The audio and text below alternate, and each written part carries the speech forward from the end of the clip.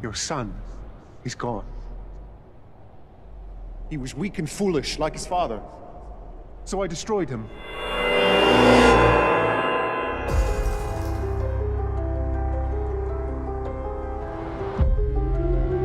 War is a universal language.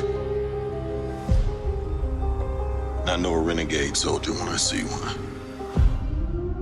Never occurred to me that one might come from above.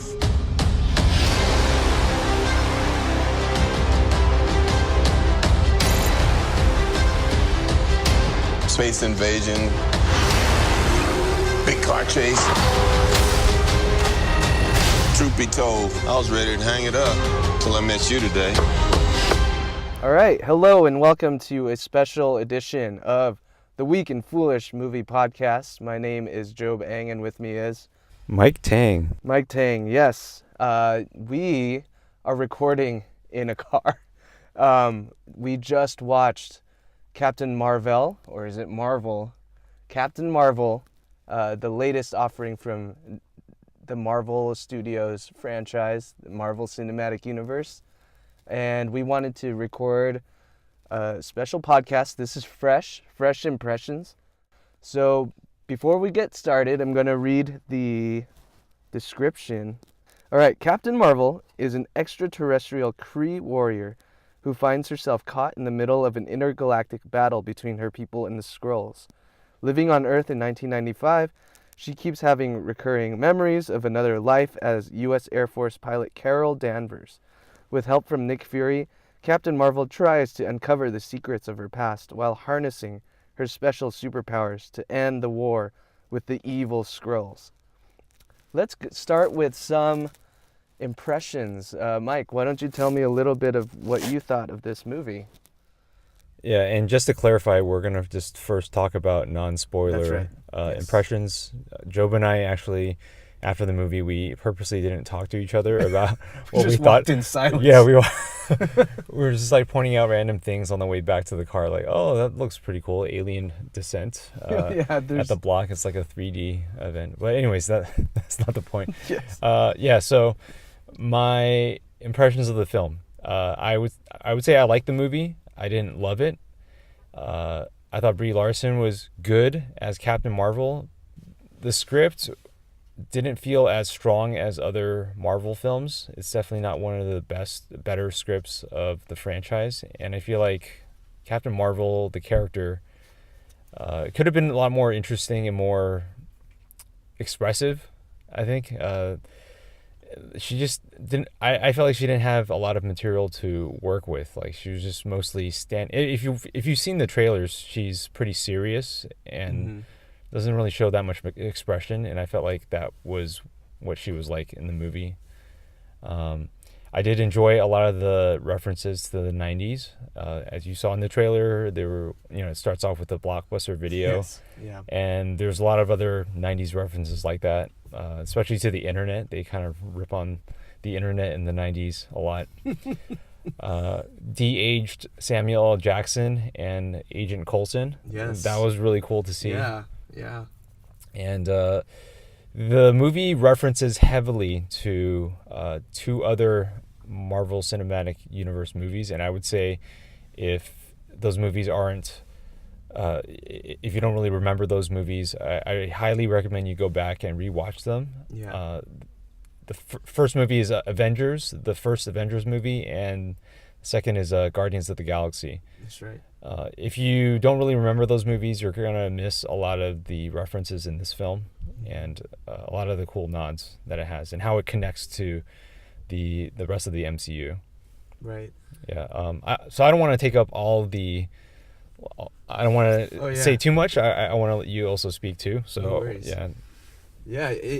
I find it interesting that the 90s are now like a cinematic universe of their own. There's Yeah. Easter eggs to the 90s.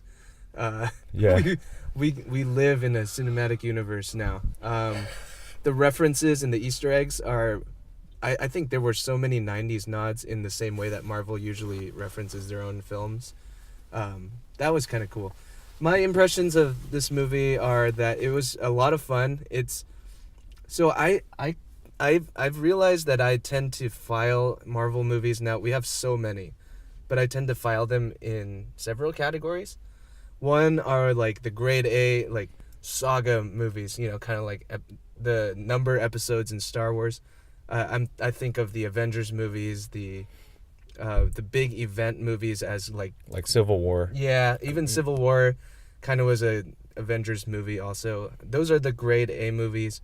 Grade B are like the slightly lower ones. You know, I'm thinking about Guardians of the Galaxy and a lot of the standalone movies like Captain America and all of those. So you consider like grade B? Do you mean like it's like second tier Marvel movies? Yeah, kind of like a second tier. I wouldn't say in quality, but in like significance or importance. Okay. And so Captain Marvel settles nicely in that grade B level of a film that's good. It has its place in the story, but is very much secondary, I suppose, to the Avengers movies. So I came into this experience with that in mind. I didn't have as high of an expectation for it as, you know, I would have for Avengers Infinity War or Endgame. And so I actually ended up having a lot of fun with this movie. It certainly, like you said, doesn't have the greatest script in the world. In fact, I would go so far as to say it was quite a weak script. But other than that, the action was a lot of fun. I am a huge Brie Larson fan. She really, in my opinion, she killed it in this movie with the material she was given. I mean, most of it was her flying around as a CGI character. But when we saw her face as a human, I really enjoyed the performance that she gave. And if any of you are kind of went in wondering, oh, how did the CGI de-aging go?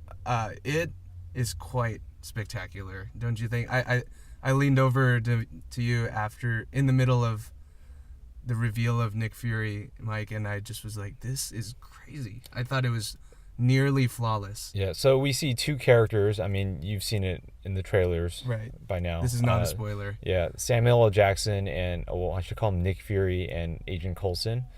They're both de-aged because this movie takes place in the 90s. That's right. I felt like Nick Fury looked way better than Agent Coulson. Yeah. I just, for some reason, like, you could see more of his pores, and his face just had more texture to it. Mm-hmm. Whereas Agent Coulson kind of had that. A little flat. Yeah, I think you referred to it as looking a little gluey and rubbery. plastic. Yeah. So. Well, Samuel L. Jackson probably commanded a much higher salary, so they probably had to spend more time on the de-aging process. I think it helps that Samuel L. Jackson is 70, but he still looks like he's 40. Yeah. And they just de-aged him to look 30. Yeah. Can you guys believe? I mean, for you all listening, he is 70 years old, and we're not just exaggerating. He's literally 70 years old. So, He's the best looking 7-year-old like I've ever seen. I think we've come to the point now where these CGI faces are believable. I mean, we saw a movie with Samuel L. Jackson in his 90s form. Yeah. As a main actor, a main character in this movie. Yeah. And we didn't get the whole Jeff Bridges from Tron thing. We didn't get the Tarkin from Rogue One effect where we were like, is that for real? Yeah. The person? It helps that the source guy, Samuel L. Jackson, is still around. Yeah. To be modeled off of. But it's pretty intense how far we've gotten. We talked about Alita last time and how it's getting close to the point where the CGI faces are not a distraction. Yeah. I think their faces look more on the end of the spectrum where with Rachel from Blade Runner. Yeah. Yeah. Okay, I guess let's talk about the story and we're talking a lot about de-aging and we are. And so I guess the movie itself. It, though. Yeah, for sure. Let's talk about the movie itself. Sure. Like the story and the characters. Any takeaways that you had from that? Are we in spoilers yet, or not? No, just I guess non-spoiler impressions of the story. Yeah, I talked a little bit about Brie Larson. I think she did great. I think she's gonna have a great place amongst the Tony Starks and the Captain Americas in the franchise, which makes me real excited for Endgame, which is coming out next month now, which is just crazy. Marvel is really pumping these movies out. Overall, I thought, besides the script, it was pretty solid. Ben Mendelsohn. Let's talk about Ben Mendelsohn. I didn't know he was in this movie until he spoke, and I was like, what? Yeah. Can we get some girls in here? That is a famous line from The Dark Knight Rises. Yeah. And that's like Ben Mendelsohn's introduction to the world. That's right. Yeah, it was his big break, and he's been in so many movies ever since. Yeah. I thought he actually did a remarkable job in this movie. Yeah. He's a very funny, charismatic character. Yeah, we won't spoil who he Yeah. is yet in case you don't know, but we thought he was great. I mean, we love anything Ben Mendelsohn's in. Yeah. I agree with you on the script, and we've been talking about the weakness of the dialogue at some point. Did we mention that already? Yeah, we did. Yeah. I think so. It's like Doctor Strange level, I was gonna say, like on the nose expositional dialogue. Like, yeah, for those of you guys who are tuning in for the first time, we have a Doctor Strange scale in terms of how on the nose and how obvious the exposition is in a movie. I give this movie 8 out of 10 Doctor Stranges. It's not quite there. It's not quite Doctor Strange, but it's pretty close. I would say for most of the movie, it was fine, and then at a certain point, it starts descending into Doctor Strange territory, and They kind of had to, though. I feel like there are ways around that. Like, you can show things, and you can show it through images, because it's we're watching a movie. You don't need to rattle off all these facts and details about people's lives and in such unnatural ways. Like, people don't talk like that. But there's a certain point where I was like, I saw you sinking into your seat, and I'm yes. like, and I'm like, I know, I feel you, man. But what gave me hope was like, all right, well, we're moving into the third act now, and they're gonna stop talking. Yes. This is gonna be action from this point on. I wasn't sure how to stifle the laughter that was bubbling to the surface. So the only way my body felt, the instinct that my body took to avoid laughing out loud was to sink into my seat and crumple. And I believe you were wearing a hat too. I was wearing a hat. And then you dipped your hat over your eyes. Yeah. You couldn't see the mess that was unfolding. I didn't want, I love Marvel, and I'm a fan just as much as everyone else. I just didn't want to ruin it for my fellow fan, I was being a gentleman. A gentleman, people say don't text during the movie. I have to make myself not laugh during a movie. I love movies. I'm not cynical. Yeah. Yeah. We're not cynical. So, I guess any other... So, okay, another note about the story. It actually has a lot of surprises. Yeah. It starts, and there's a lot of mystery. Mm-hmm. It's not like a straightforward point A to point B type of story. Like, they have some reveals and then some plot twists. I actually, that was actually very nice. You. Yeah, it felt a rather plot twisty, I think. Yeah. Maybe that's not the right word for it, but it felt like they were trying to do something unique with messing with linearities in the story and trying to throw you off a little bit, and I think they did a good job. It didn't feel as ham-fisted as some films might in that effort. I think another interesting thing I noticed about the film is how it portrayed like memories. Yeah. And if you've seen the trailers, you see Carol Danvers, Brie Larson's character, as a child, as an adolescent, and as an adult, and also as a space warrior. So it jumps around a lot between her memories and flashbacks and stuff, and I thought the way they did it was very interesting in this film, in a way that I don't think I've seen before. Yeah I agree. Okay. I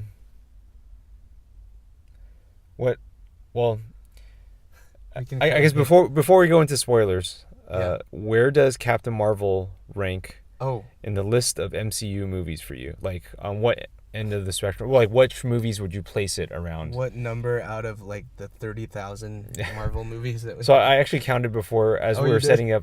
There's like this is the 20. He's adjusting his glasses This as is he the- says this. This is the 22nd MCU movie. Oh my goodness! 22nd. So I mean, Wow. around like where on the scale of MCU movies would you place Yeah. Captain Marvel? Just so Well- like I guess whoever's listening, like they can have an idea of where. Of where it stands. Yeah, in terms of quality and overall Yeah. like enjoyment. Well, it's kind of like what I mentioned earlier about tiers. It's definitely in the second tier, I'd say, or B tier, however you'd say it. But I have to think about that one. I would put it, just spitballing off the top of my head, it's right around maybe the Thor movies, the solo Thor movies, aside from Ragnarok, which was quite good.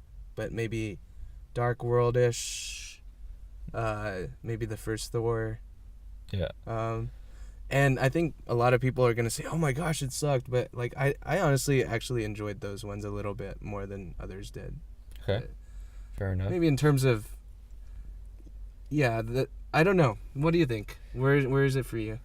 I have to look at the list. I don't have the list in front of me. Man. So some of my favorite MCU movies are Civil War, Guardians of the Galaxy. I liked Winter Soldier, Thor Ragnarok was awesome, Spider-Man Homecoming, the original Iron Man. Yeah. So I would put those as like my top tier films. Obviously, Sure. Avengers, and I liked Infinity War a lot. That was like very enjoyable. So those are my like top tier Marvel films, MCU films, and I don't think I would put Captain Marvel in that tier along with those films. Yeah. And I would agree with you. I think it's somewhere around the first Thor movie Yeah. and Ant-Man. I think it's it's Yeah. in that. I think it's in Right. in that company. And then some of the worst, my least. I shouldn't say worst. You can say My least liked MCU films. I would say Thor: The Dark World. I did not like Iron Man 3. Oh yeah. Those are like low level. Age of Ultron was kind of whatever's. Yeah. Underwhelming. So this is just to give you an idea of where I place these Sure. movies on the spectrum, and Captain Marvel just right there in the middle. Yeah. Yeah.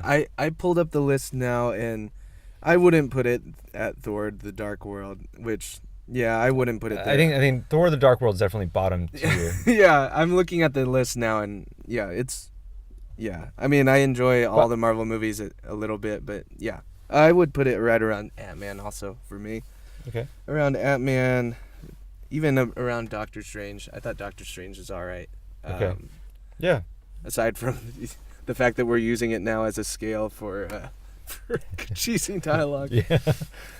Yeah. So just expect a good, solid Marvel movie. You're never gonna I don't think at this point in the game, you're not gonna get a bad Marvel movie anymore. That's true. You're always gonna get something that you'll have a good time with. I think the last time I actively was not having fun was probably Guardians of the Galaxy Volume 2. Oh, I agree. Yeah. That was the last time a Marvel movie left me feeling pretty bad. Like, this is usually a feeling reserved for DC Universe movies. So, you're not going to get that very much anymore with Marvel. And all fairness to Aquaman, which I had a great time with, and Wonder Woman too. Yeah. I think DC has also found They found they found their I guess their voice. yeah, their niche Yeah. in a way. I forgot what I was gonna say. I was gonna say something.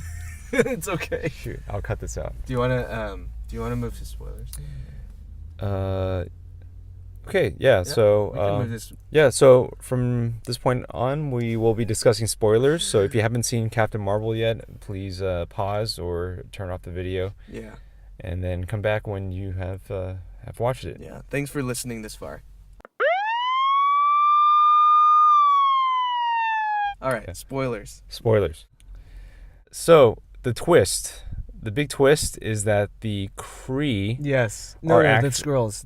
Oh, the Kree are actually the bad guys, and the Yes. Skrull are actually the good guys. And Carol Danvers, Brie Larson's character, has been fighting for the wrong side the entire time, and without knowing it. without knowing it, Mhm. right? And apparently, she's a weapon that the Kree really want to utilize. And once she discovers that, the truth about what happened, she then turns on the Kree and fights for the Skrulls and for their liberation. Did you see this twist coming, and what did you think of the twist? I did not see that twist coming. The design of the scrolls is very, shall I say, dark. Looks very. They don't look friendly. They don't. They don't look friendly. Some of the noises they made reminded me of the orcs in Lord of the Rings. Didn't help that their design basically looked like them too, with the pointy ears and I everything. didn't think about that. I actually, I'm not as well versed in the comics and everything. I thought they were the dark elves that you see in the Thor movies, but I guess I got mistaken. They're not. Oh yeah, they They're a look separate really series. similar. Yeah, I thought they were that for a while, and then Well, it's hard because we only saw those dark elves once in Yeah. Thor: The Dark World, and then And we don't never see them again. again. Yeah, Yeah. so I mean, I think obviously we're just gonna think right. like, hey, this looks familiar. Maybe it's them from Yeah, that so movie. that's what I thought, and I thought, okay, here they are. They're ferocious. They're gonna be formidable enemies. And Ben Mendelsohn Yeah, is that's right. the villain. Yeah, the big bad, but You know, he's been playing the villain in all these movies, That's so right. I think that they kind of subverted our expectations in that way. that's right. That's right. He was a villain in Rogue One. He was a villain in Dark Knight Rises. Hmm. He was a villain in In Ready Player One as well. yeah. So and he's in this movie, so you think, and he's on the bad side in the beginning. Yeah. So kind of total misdirection. Yeah, very subversive. They're actually the good guys Yeah. in a way, or the innocents in the story. Yeah. More than anything else. It turns out that in the Great War between the Kree and the Skrulls were actually the ones that the Kree displaced from their homeworld. Is that what this? Yeah, they lost their home because the Kree invaded. Yeah. Right. And took their home and exiled them. So they basically became refugees. There's some real world commentary there, I think. I think so. For sure. But not too heavy handed. So I let it slide. I thought about it during the movie, but I didn't want to. I just wanted let's to cut this enjoy part it. out. I didn't want to think about how it connects to the life outside the theater. Yeah. We can cut this part, I think. Okay. Yeah. Yeah, so did you see it coming? Did you see that plot twist coming? In the beginning of the film, I had some suspicions. There was a plot in the beginning where they had to infiltrate and get a spy out of a planet, That's right. and then the enemies basically turn. Basically, it's revealed that it was an ambush, and then Carol Danvers communicates with Jude Law's character. I forgot his name, but and we just saw the movie too. But I think it's in their first communications, when she's able to establish communications with him. I just felt like something shady was going on, like that ambush was just a cover up for something else that they were Right. trying to hide, Mm-hmm. and the mission was not actually the mission that they said it was. So Oh, there's a reason you forgot his name. It's Jan Rog. Good job to whoever named him. Well done. Jan wrong. Oh, yeah. So, So I kind of had a feeling, and then when Ronan enters the picture, Jude Law speaks to Ronan. Who is the big bad villain in Guardians of the Galaxy? Right? Yeah. There's Yeah. that nod. I was like, okay, well, these guys are the bad guys then. Yeah, 'cause- they're in league with right, someone we just saw. And then I think I just remembered. I was like, oh yeah, Ronan was a Kree. That's right. So that's something that I kind of forgot. And then as the movie Oh, was okay. going along, I was like, oh yeah, that's right. So maybe it's better not to watch Guardians of the Galaxy. Yeah.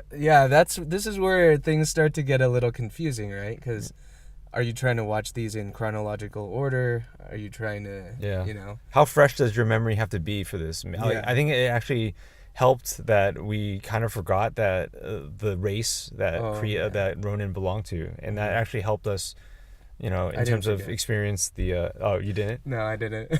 So you knew that Ronan was a Kree, and then Yeah. the characters are. The reason I wasn't completely tipped off was because in Guardians of the Galaxy they described Ronan as a rogue amongst the Kree. Oh, okay. He's actually a radical amongst the Kree. Okay.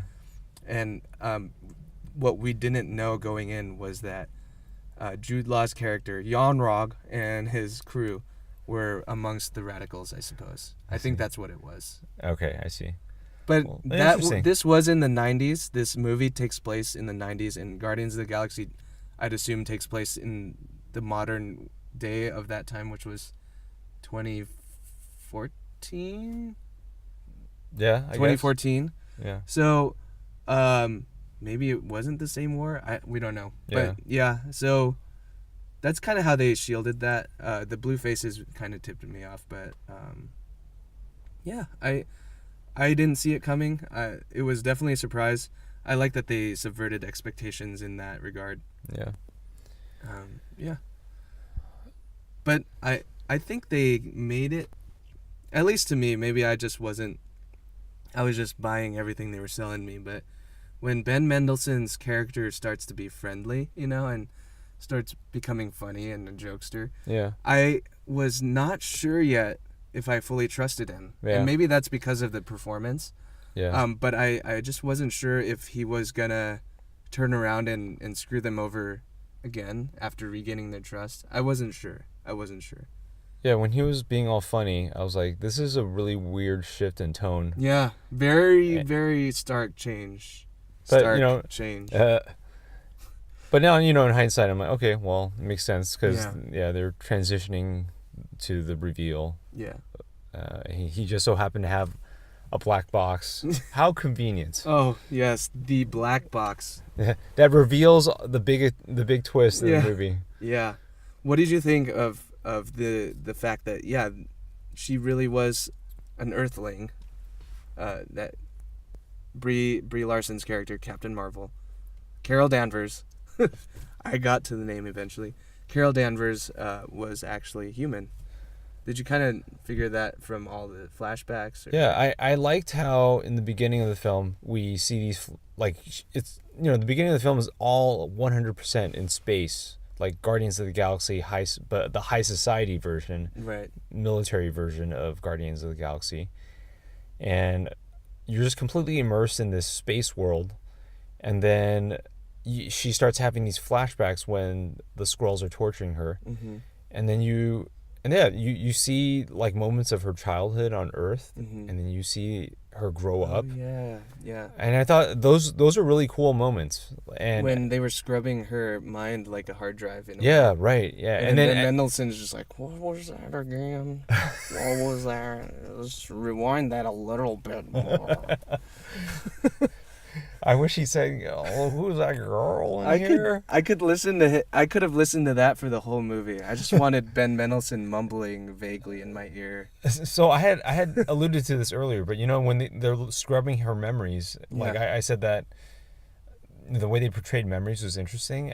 They're going through her memories, and it's like she's trying to remember, but then she's confusing it with the present day. Like she'll see people on Earth, and then she'll look back again in her memory, and then it'll be like a Kree or something. Yeah, you know. So she's like she's totally confused. Like, is this a vision? Is this a dream? Are they Yeah. just messing with my mind? Yeah. Really, really cool visuals in that sequence. Yeah, I think that's why I feel like this film is pretty solid, is because the story like the story beats or the main parts of the story are really strong. Yeah, actually. totally. The way they delivered the elements that we needed to know, like the exposition, they could have spent a little more time, maybe brought in a script doctor to kind of clean up some of it. It did feel really after a while, just like, okay. Like, there were some where it's literally like, you were a pilot and you were a rogue, and of course you broke all the rules, and and then I was like, great. Like, don't feed it to us that simply. I feel, right. Like, you don't have to explain every little detail about her personality. And I get that they were trying to also do the work of convincing us that Brie Larson and her friend, the other pilot, had a deep friendship. Yeah. And they couldn't have convinced us of that without some of that dialogue. So I totally get it. I just think, it's been done before where, they don't have to, where they don't resort to all this exposition. Right. Yeah. I was just thinking about, as you were describing like how bad it was at some points in this movie. I wasn't even exaggerating. I think that's literally, I was filing that line away in my memory as I sunk into my seat. I mean, I was thinking about Iron Man, right? Like, Yeah. Iron Man, he's this cocky, arms salesman, and then he gets, held up in a cave somewhere. Yeah. And then he has to fight his way out by using his intellect and his wits. Mm-hmm. And that changes him as a man. Yeah. Like, he's broken down in that cave. That's right. And we're on that journey with Tony Stark. Mm-hmm. And that's what made it such a great origin story, is True. because emotionally we're engaged in his arc. Yeah. This movie, because it's not taking us through those beats in the same way. Yeah. Like, we're treated to all these like flashbacks and Yeah. scenes where people are just spewing out facts about Carol Danvers and who she Yeah. was. Yeah. We're not as invested as in her as a character. Yeah. I feel like, the way they pieced together the flashbacks was, they presented them as Brie Larson was processing them in a way. They were, Yeah. as an audience, we were going through the memories with her, True. trying to piece it together with her. True. I just felt like when they moved into exposition dump time, like, they're like, here's how you actually solve the puzzle. Here are all the pieces. Here's where this one goes. Here's where this one goes. And I just felt robbed a little bit of that, like, agency as an audience member, or even like, as we're following Carol Danvers' memory trail. I felt like it was doing a great job of kind of helping us to piece it together, but then they just like gave it to us in Right. the end. And I thought that was a shame. They could have Yeah. delivered that a little better. I think you said it so well. Like, it kind of denied us of the pleasure of solving the puzzle. Yeah. With Carol. Right. And Yeah. and like, when Tony Stark was in the cave, he wasn't like telling the scientist guy who was stuck with him, like, yeah, my dad, he's a tech guy, and I learned everything I know from him. Yeah, he taught me how to solder things. He was a jerk, but he taught me how to solder things. So maybe I could just solder this thing here, Yeah. There was none of that. We kind of were led along by his actions and the choices he decided to take, wordlessly, by the way, right? Yeah. Mostly. Right. That, okay, well, he's a really smart guy. He knows what he's doing. But we didn't need him to tell us how he got smart or why it happened. Right. Right? So, Yeah, totally. That's what I felt, I anyway. completely agree. Yeah. But it's kind of, I maybe I'm just a Marvel fan at this point, but it's kind of hard to really hammer them for this. I mean, we're not expecting Inception, we're expecting a good, fun MCU movie. Right. And, So- and in the end, we both liked the movie. Yeah. Like, Yeah. we had fun with it. We're just pointing out the flaws in Sure, some of it. sure. Yeah. I'm wondering, okay, did you find Carol Danvers as like a character who didn't really face a lot of like obstacles? Like, did you feel like she was challenged in this movie?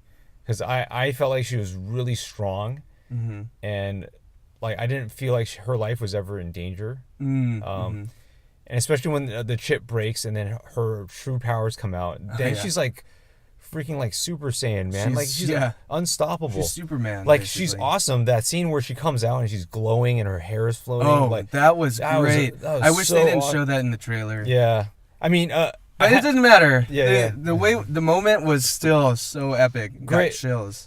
Great moment, and at the end she's like destroying all these like Kree missiles, and destroying their ships. She just like plows through it, like Superman. I definitely had that moment where she was just wrecking shop. I was just like, she is so powerful, and she just found out that she has this ability like 5 minutes ago. And now she knows how to channel it all and harness all that power. Mm-hmm. Well, I guess you can argue that like she's been training at it, but just in a more like she's been training at like 20%. Yeah. I mean, she even says in the movie she's been fighting with one hand tied behind her back. Yeah, right. Yeah, I didn't. So she knows how to fight using her powers, but it's just not to 100%. But I agree with you. Like, but while that was happening, at some point I realized, dude, it's a superhero movie. Yeah. Like they're supposed to be powerful. Right. And at that point, not that I was letting the movie off the hook, but I just kind of was like, it is a superhero movie, and they're supposed to be aspirational, powerful figures, and I was okay with it, I guess. Long story short. Yeah. I'm just wondering when she fights Thanos, what is her weakness exactly? Do you know something we don't? Is this a Mike Tang exclusive? Who are your sources? You can tell it on the air. Thanos himself. Oh, I it does put a smile on my face. Hey, let's talk about that post credits, the mid credits sequence. Okay. Oh my goodness. By the way, if you're still listening to this, there's no need to stay till the very, very end. It's a silly. No, you gotta stay. You're committed. If you've seen Ant-Man and the Wasp, and if you stayed till the very end, this is like comparable to that post-credit sequence of the ant playing drums. You're right. The mid-credit sequence, though, we see Captain America, we see Black Widow, we see Bruce Banner, we see Bruce Banner, Don Cheadle. That's right. Yeah, he's there. Don Cheadle. I love that he's Don Cheadle. Oh, Rhodey. Rhodey. Yeah. We see all the Avengers, and they're like scrambling to figure out what that beeper thing was. Yeah, the pager. Right. Yeah. And then freaking Captain Marvel shows up right then. Yeah. In the middle of their conversation. This is not a spoiler. You guys have joined us all this way. How epic was that? Oh my gosh. Right? I almost... Let's freak out together. I almost ripped off my girls. shirt. Because by how awesome that appearance was. I was like, I expected, okay, they're going to cut after they said, I wonder who's on the other line, and then maybe they'll do like a slow zoom back into the pager, and we all know who it is. No. She shows up. What they did was Captain Marvel shows up. Yeah. She answered, and she says, where is Nick Fury, right? Yes. That was great. It wasn't like Ant-Man where they kind of allude to him. Mm-hmm. Oh, I know a guy. No, she freaking shows up right then. That was a really great surprise. I yelled. Yeah, no, I'm not afraid to admit it. The whole theater yelled. Yeah. This makes me want to freeze my body until the end of April, and then until Endgame. You could just bring my body to the theater and then unfreeze me. Yeah, I'll just wake up and watch. We'll unfreeze you for Star Wars Celebration so that we can see the trailer, and then I'll freeze you back again in Carbonite, and then we'll unfreeze you when we cart your body into the theater. I'll buy your tickets for you. Yeah, no, totally. Yeah, I'll pay you back. Okay, yeah. Is there Venmo and carbon freeze? No, my wife will wire it to you while I'm in cryo sleep. Yeah, but this film makes us so excited for Endgame. I find myself I want that movie now, like immediately. I can't wait to see how it all ties in. Totally. Yeah. All right. I think that's good. Nick Fury's awesome. He looks really good. And on a random side note, this increases the likelihood we'll get de-aged Luke Skywalker, maybe? So an ongoing conversation that Job and I keep having is how on the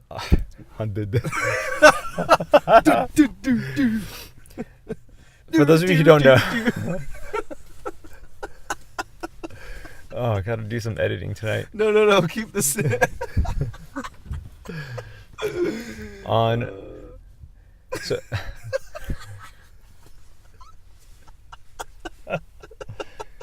This is why I need to read like an outline.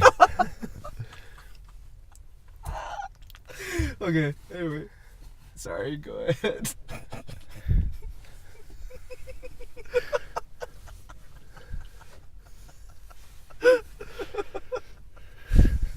You got some of this. I forgot. I'm so sorry. It's okay.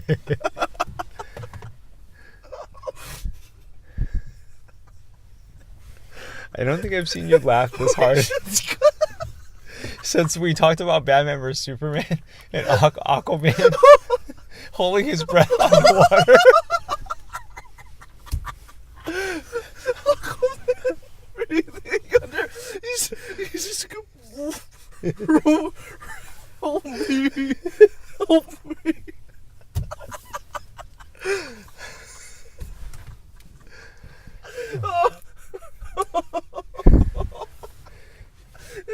It hurts. Everything hurts. I don't feel so good, Mr. Stark.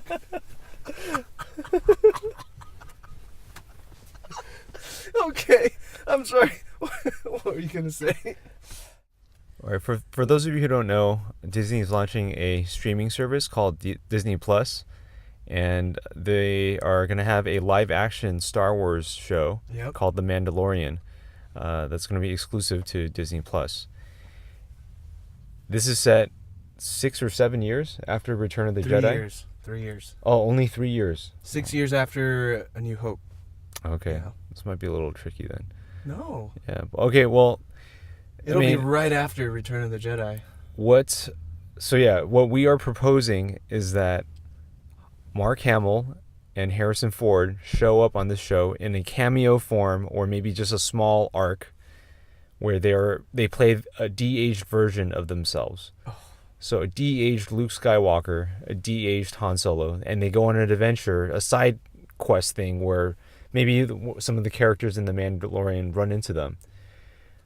Just give us a scene or something. I think I would explode. This movie, Captain Marvel, proves to us that ILM is only getting better. In fact, the technology is so good, I felt a little weirded out. I felt a little creeped out because my brain... we talk about the uncanny valley and in humans, how we're able to detect, like, that something is real and isn't. It's just something in our psyche or how we're wired. We can tell the difference. I was not... That wasn't working very well.